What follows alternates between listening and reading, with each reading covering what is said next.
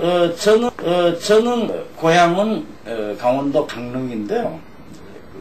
뭐 바다가 있고 호수가 있고 산이 있고 이렇게 산수가 졌죠. 그러니까 청소년 시절을 행복하게 보냈다고 생각이 드는데, 저는 저희 집안이 종선 집안이에요. 그러니까 아주 어렸을 때부터 4대 봉사, 그러니까 제사 속에서 살고, 그러니까 제사를 준비하기 위해서 30-40명의 친척들이 모여와서 남자들은 사랑해서 일을 하고, 또 아낙네들은 부엌에서 일하고 안방에서 일해요. 근데 그것이 똑같이 합니다.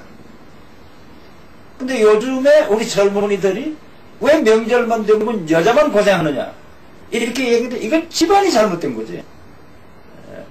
지금도 제대로 된 집안에서는 남녀가 같이 해요. 왜? 남자 하는 일이 있잖아요. 밤을 생유리를 깎는다든가 생유리를 진설한다든가 이거 여자가 못해요. 그리고 무거운 제사상을 운반을 한다든가 이거 여자 못합니다.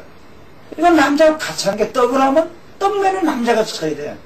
저는 그런 것을 아주 어렸을 때부터 몸에 익혔기 때문에 제가 시골에서 자라고 또 시골 종가에서 여기까지 왔기 때문에 우리 국민들이 갖고 있는 근원적인 정서에 대해서 비교적 이해가 있었다는 조건이죠. 그 조건이 오늘날 역사극을 쓰는데 저로 하여금 크게 힘을 만들게 해요. 이런 것이 제가 시골에서 자랐고 시골의 풍광 속에서 자라났다는 제게 좀 큰 혜택이라고 생각합니다.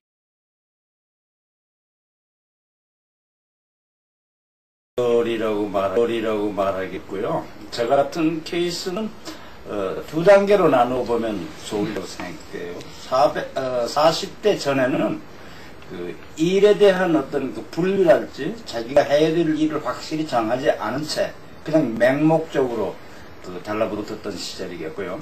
제일 중요한 작업은 전부 40대 이후에 이루어진 것입니다. 이 중에 가장 핵심적인 제가 역사하고 만났다는 점이죠. 당시 우리나라의 모든 소설, 모든 텔레비전 드라마가 야사 일색으로 흘러가고 있었습니다. 물론 저도 그 물결을 타고 야사 일색으로 드라마를 썼고, 그 야사로 인해서 대학 교수들 혹은 방송평론가들로부터 굉장한 힐책을 많이 받았어요. 이것은 야사 위주로 드라마를 쓴다, 소설을 쓴다 하는 것이 대단히 위험하다는 것을 저는 몸으로 느꼈습니다.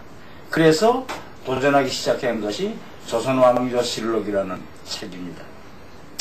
지금 제 뒤에 배경으로 있는 책입니다만 저게 번역본으로 413권이나 돼요.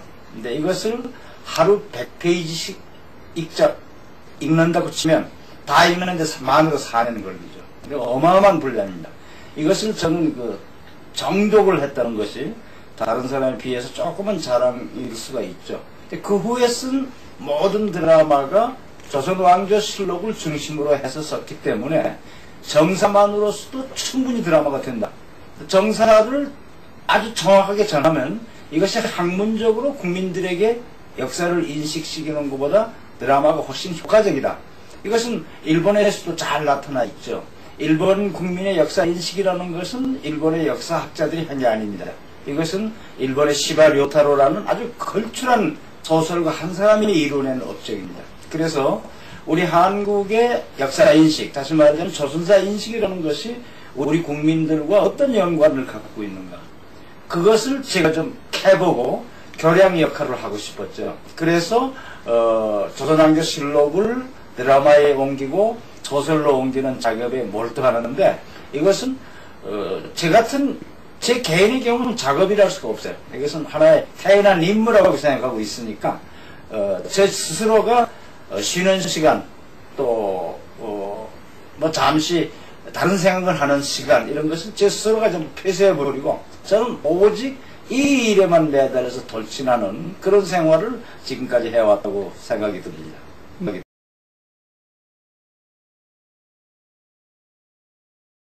문단에 시로 나왔죠. 정말 유치한 선생 추천으로 현대문학이라는 잡지를 통해서 문단에 데뷔를 했는데, 그때가 1957년이었고요. 4년 후에 제가 두고 온 사나라는 시나리오가 당선이 돼서 이제 영상 쪽에 매달리게 되었습니다. 그리고 아까 말한 대로 40세까지 시나리오에 굉장히 매달려 있었던 것이죠. 그때 쓴 시나리오가 아마 100여 편 정도가 되고 그 중에 10편 정도는 우리나라에서 좋은 영화에 들어가는 정도의 시나리오를 썼습니다. 그런데 이런 것을 하고 있는 도중에 우리나라에 텔레비전이라는 매체가 들어오는 거죠.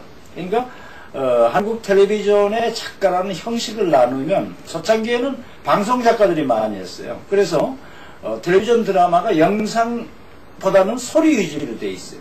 그 점은 지금도 마찬가지입니다. 이것은 영상 문화에서 대단히 잘못 가는 길이죠. 그래서 당시에 방송국 간부가 제가 시나리오 작가였었으니까 너는 영상을 하니까 텔레비전에 한번 데뷔해보는 것이 어떠냐, 텔레비전 드라마를 써보는 것이 어떠냐, 이렇게 해서 텔레비전 드라마를 많이 쓰게 됐어요. 근데 저도 텔레비전 작가의 초창기에는 현대물 썼습니다. 그런데 그 당시 사극을 쓰고 있었던 작가가 이서구 선생, 김영곤 선생 이렇게 다 두 분밖에 없었습니다. 두 분 다 야사를 쓰고 있었죠. 그래서 우리 TBC에 있던 방송 간부 한 사람이 저보고 사극을 한번 써볼 생각이 없느냐 이렇게 물었는데 저는 그냥 완전히 거절을 했습니다. 저는 현대물을 많이 썼고 또 새삼스럽게 사극을 공부할 겨를도 없단 말이에요. 사극 안 써도 드라마 쓸 게 많으니까. 그랬는데 그 간부가 신영, 이서구 선생, 김영곤 선생이 돌아가시면 어떡할 거예요? 이렇게 저한테 물었어요. 근데 공교롭게도 두 분 모두가 그때 환갑 지나신 분이었었고 저는 40대 초반에 있었습니다. 그때 저는 굉장히 충격을 받았어요. 이서구 선생 돌아가시고 김영곤 선생 돌아가시면 정말로 이 땅에 역사 드라마를 누가 써야 되느냐. 이때 제가 조금 학술적인 의미에서 정사적인 데 도전을 해서 새로운 양식의 드라마를 만들어보고 싶다. 이런 욕심이 생기기 시작한 것이죠. 그 전까지는 작품을 쓰면 취재하는 정도에서 마쳤는데 역사 드라마는 그게 안 돼요. 사료하고 만나야 되기 때문에 굉장히 학술적인 의미가 붙여져야 돼. 그래서 제가 나이 50이 됐을 때 좀 더 학문적인 분위기를 절보기 위해서 제 모교에 대학원에를 진학을 했어요. 그런데 사학을 전공하고 싶었단 말이에요. 그런데 학교에서 학부 때의 사학 학점이 없기 때문에 받아주지를 않아요. 그래서 들어가기는 국문과로 들어가도 대학원 2년 동안에 완전히 학술적인 의미에서 아까 얘기한 왕조실록, 조선왕조실록에 매달리게 됐고, 그래서 학교에 제출한 석사 논문이 한국 역사소설 연구 그런 논문이 있었습니다. 근데 지금은 이게 공부해도 괜찮습니다만은 당시 춘원 이광수 선생, 금동 김동인 선생, 월탄 박종화 선생이 얼마나 틀렸는가 하는 내용을 역사와 야사와 그 소설을 나란히 아주 나란히 적었죠. 당시로서 굉장치도 않은 논문 내용이었었고 학교에서 발표하기를 꺼려요. 이것은 우리나라 역사 문단이 거듭들을 건드린 거니까. 그런데 그 논문 속에 우리나라의 원로 작가들이 야사만 가지고 공부를 하고 야사만 가지고 소설을 썼다는 것이 완전히 증명이 됩니다. 그래서 제가 그 소설을 쓴 이상, 그런 논문을 쓴 이상은 저는 그런 전체를 받을 수가 없는 거죠. 그래서 역사에 깊이 매달리게 된 겁니다.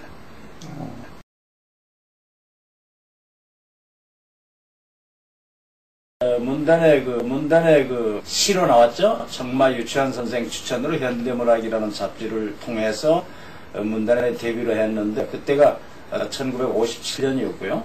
4년 후에 제가 두고 온 사나라는 시나리오가 당선이 돼서 이제 영상 쪽에 매달리게 됐습니다. 그리고 아까 말한 대로 40세까지 시나리오에 굉장히 매달려 있었던 것이죠. 그때 쓴 시나리오가 아마 100여 편 정도가 되고 그 중에 10편 정도는 우리나라에서 좋은 영화에 들어가는 정도의 시나리오를 썼습니다. 그런데 이런 것을 하고 있는 도중에 우리나라에 텔레비전이라는 매체가 들어오는 거죠. 그러니까 한국 텔레비전의 작가라는 형식을 나누면 초창기에는 방송 작가들이 많이 했어요. 그래서 텔레비전 드라마가 영상 보다는 소리 위주로 돼 있어요. 그 점은 지금도 마찬가지입니다. 이것은 영상 문화에서 대단히 잘못 가는 길이죠. 그래서 당시에 방송국 간부가 제가 시나리오 작가였었으니까 너는 영상을 하니까 텔레비전에 한번 데뷔해보는 것이 어떻냐, 텔레비전 드라마를 써보는 것이 어떻느냐, 이렇게 해서 텔레비전 드라마를 많이 쓰게 됐어요. 근데 저도 텔레비전 작가의 초창기에는 현대물 썼습니다. 그런데 그 당시 사극을 쓰고 있었던 작가가 이서구 선생, 김영곤 선생, 이렇게 다 두 분밖에 없었습니다. 두 분 다 야사를 쓰고 있었죠. 그래서 우리 TBC에 있던 방송 간부 한 사람이 저보고 사극을 한번 써볼 생각이 없느냐 이렇게 물었는데 저는 그냥 완강히 거절을 했습니다. 저는 현대물을 많이 썼고 또 새삼스럽게 사극을 공부할 겨를도 없단 말이에요. 사극 안 써도 드라마 쓸 게 많으니까. 그랬는데 그 간부가 진영, 이서구 선생, 김영곤 선생이 돌아가시면 어떡할 거예요? 이렇게 저한테 물었어요. 근데 공교롭게도 두 분 모두가 그때 환갑 지나신 분이었었고 저는 40대 초반에 있었습니다. 그때 저 굉장히 충격을 받았어요. 이서구 선생 돌아가시고 김영곤 선생 돌아가시면 정말로 이 땅에 역사 드라마를 누가 써야 되느냐. 이때 제가 조금 학술적인 의미에서 정사적인 데 도전을 해서 새로운 양식의 드라마를 만들고 싶다, 이런 욕심이 생기기 시작한 것이죠.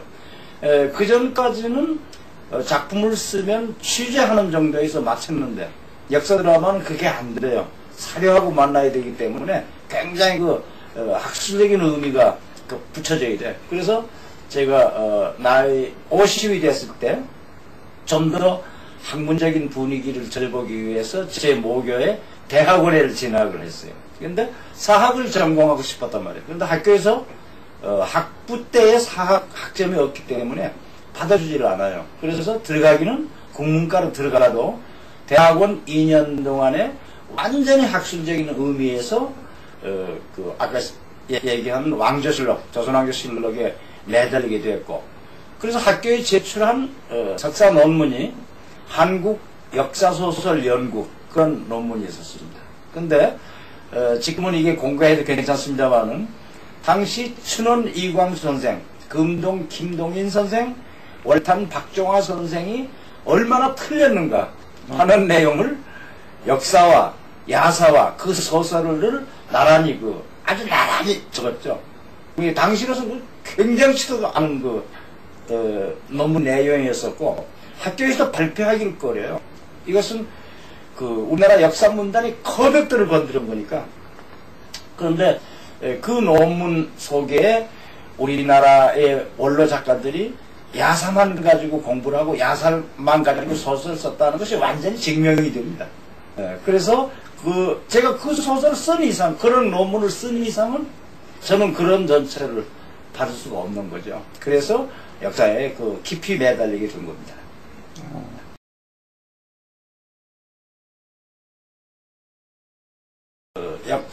역사들은 확고한 신념을 갖고 있습니다.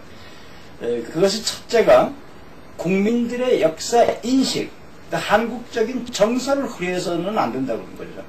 근데 아무리 정서를 쓰더라도 디테일에서 우리 국민의 정서를 해치는 경우가 얼마든지 있어요.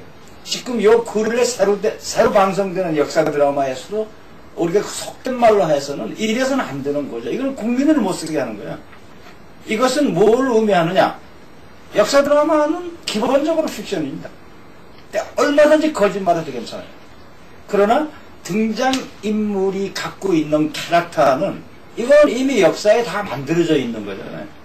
일곡이, 백의 이황, 거기에 작가가 창작으로 들어갈 틈이 별로 없습니다. 그런 것은 건드리지 못하는 거죠. 근데 그 외의 인물들이 또 있죠. 역사적 사실에 충실하게 안 그려진다든가 좀 미비하게 그려졌다든가. 역사적인 사실에 미비하게 그려졌던 사람들이 원균, 한명회, 신숙주 이런 사람들이었었고, 또 잘 그려서 짓는 사람도 물론 잘 그려 있습니다. 이 있는 사실을 놓고 현실 인식하고 맞춰가는 거죠. 역사도 사람이 살던 시대의 얘기니까. 그래서 역사 드라마를 잘 쓰면 오늘하고 딱 맞아떨어져요. 근데 저는 이것 때문에 예전에 수사기관에 불려가서 혼난 일도 있는데, 이거는 제 실력이에요. 역사극을 잘 쓰면 현실하고 딱 맞아떨어집니다. 이거 왜 그러냐? 사람 살던 시대의 얘기이기 때문에 그래요. 그래서 그러한 사항을 일부러 만든다는 생각을 버리고 우리 민족이 갖고 있는 본래의 정서가 있었다. 그 본래의 정서에 역사 인식을 플러스시킨다. 그러면 제 역사 드라마를 본 청소년들은 드라마를 봄과 동시에 한국사를, 정통 한국사를 이해시키게 된다. 이것이 제가 임무를 갖고 있는 거죠. 그러나 역사책을 텔레비전 브라운관에다가 비춰놓고 작가가 읽으면서 한 장 한 장씩 남겨가지고는 안 되는 거죠. 그러니까 거기에는 픽션의 인물이 들어가기 마련입니다. 근데 주인공 옆에 붙어있는 픽션의 인물들이 드라마를 재밌게 끌어가는 거죠. 그리고 주인공의 인물들은 역사 사실대로 가고 있고, 제 드라마의 스타일은 되게 그렇습니다. 그러나 제 드라마 중에 한명회 같은 형식의 것은, 그건 제가 캐릭터를 만드는 거죠. 이제 한명회는 수없이 역사 기록이 나옵니다만은 그 기록까지는 드라마가 안 되는 거죠. 그러니까 이런 경우에는 한명회 기본 기록이 이제 칠삭동이다. 7개월 만에 태어났다. 집안 식구들이 여물지 않으니까 솜에다 싸서 윗목에다 밀어넣었다. 근데 하인들이 솜 속에 있는 그 피덩이가 너무 불쌍해서 관리를 해서 키웠다. 그래서 그것이 한명회이다. 이런 것이 역사의 기록이다 말이죠. 그러면 거기에 붙이는 캐릭터는 얼마든지 재밌을 수 있잖아요. 기본 조건이. 그거를 잘 찾아서 만드는 것이 신봉승 드라마의 기술 혹은 신봉승 드라마의 핵심이다. 이렇게 보면 아마 틀림없어요.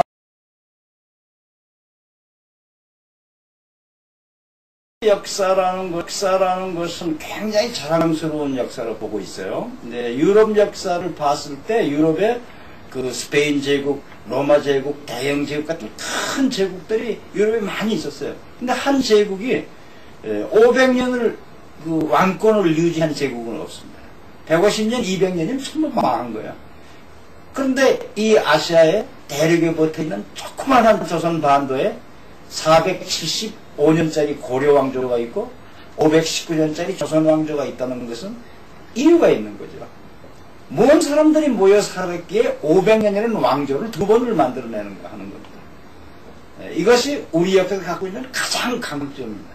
그리고 특히 조선 같은 케이스는 한 성씨예요. 근데 조선 왕조 시대에 쿠데타가 두 번 있었습니다. 두 번이 있었는데 쿠데타가 있으면 쿠데타에서 제일 센 사람이 임금이 되어야 돼요. 인조반정 그렇잖아요. 인조반정은 김유가 했단 말이죠. 그 다음에 이제 연산군에 했을 때 중종반정 같은 것 같으면 박원종 성희안이 했단 말이에요. 전부 전주희 씨가 아니에요. 근데 이 사람들은 쿠데타를 하고도 전주희 씨를 임금을 세우는 거죠. 이게 다른 나라하고 다른 겁니다. 여기에서는 거기에 흐르는 사상이 있다는 거죠. 그 사상을 일반적으로 통칭해서 선비정신이라 이렇게 몰아갈 수 있습니다. 선비정신. 이것이 우리 현대에 와서 이어지지 않고 아주 천박하게 타락을 해버리는 거죠. 그 핵심이 호연직입니다. 애가 태어나면 그 애가 소년 시절에 부모든 사회든 호연직기를 길러줘야 돼요. 호연직이라는 것은 우주에 가득한 총기입니다. 그리고 어떤 인간을 만나도 정의롭고 정의로운 것이기 때문에 꿀리지 말아야 돼요. 그런 청소년들을 길러내는 것이 조선시대의 교육의 핵이었었단 말이죠. 근데 현대 이 시점에서는 서양 문물이 들어와서 우리가 갖고 있던 호연직이라는 걸 전부 없애버렸어요. 지금 우리나라 청소년들이 누구의 앞에 가서 자신감을 갖고 내가 떳떳하고 뚜렷하다고 말할 수 있는 기상을 갖고 있는 사람들이 없다. 이것은 우리의 지금 뭐라나요? 우리의 저희 기성세대가 우리 청소년들에게 호연지기를 길러주지 않았기 때문에 지금 일어나는 대혼란이죠. 지금 대혼란입니다. 이것을 제대로 가져잡은 청소년들의 교육에 우리의 정서를 온전하게 가르쳐주는 것. 이것이 지금 우리가 해야 될 과제가 아닌가 그렇게 생각합니다.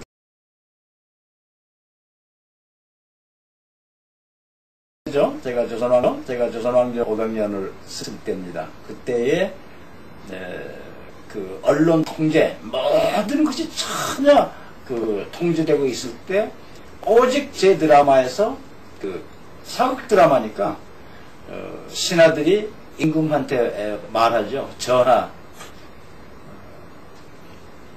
눈을 열고 세태를 봐달라. 그리고 국민들의 말하는 소리를 들어달라. 그거를 듣지 않고 보지 않는 것은 정치가 아니다. 이렇게 자꾸 얘기를 하니까 그 당시 꽤 뭐 아주 권력을 난용한다 그러나요? 그런 이제 정보기관에서 너는 왜 역사극을 빙자해서 청와대를 비방을 하느냐? 그렇게 시달렸어요. 많이 시달리다가 근데 제가 거기에 대해서 뭐 눕지 않고 그냥 계속 있는 대로 얘기를 했더니까 방송국이 강제 중단이 된 일이 있었습니다. 그 1년 동안 제가 많은 사람한테 편지를 받았어요.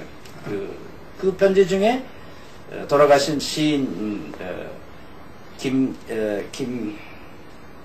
그때 지금 기억이 안 나네. 저한테 다 선배요. 인사도 없었어요. 그런데 아주 장문의 편지를 저한테 보내줬어요. 그런 데에 대해서 절망하지 마라. 언젠가 다시 당신들하면 다시 살아난다. 그렇게 편지를 받았고 어떤 중학생은 또 그 편지를 했어요. 나는 학교에서 성이 김가였었나 봐요. 그래서 히스토리 김이라고 친구들에게 불린다. 내가 훌륭한 역사학자가 돼서 선생님의 오늘 이 괴로움을 풀어줄 날이 있을 것이다. 이렇게 중학교 3학년 애들이 편지를 했어요. 그런 것을 받고 완전히 1년 동안을 아주 실업자로 지낸 일이 있었습니다. 만 1년 있다가 60이 들어서면서 그 드라마가 재생이 됐어요. 그럴 때에 그 편지를 보내주신 대선배 시인과 그 중학생들의 얘기가 얼마나 옳은 얘기냐 말이야. 그래서 세상이 보는 것이 똑같다는 얘기죠. 그래서 그들의 예언 같은 거 이런 것도 일종의 지금 살펴보면 그 역사에서 우러난 하나의 그 중대한 의미를 가지는 에피소드가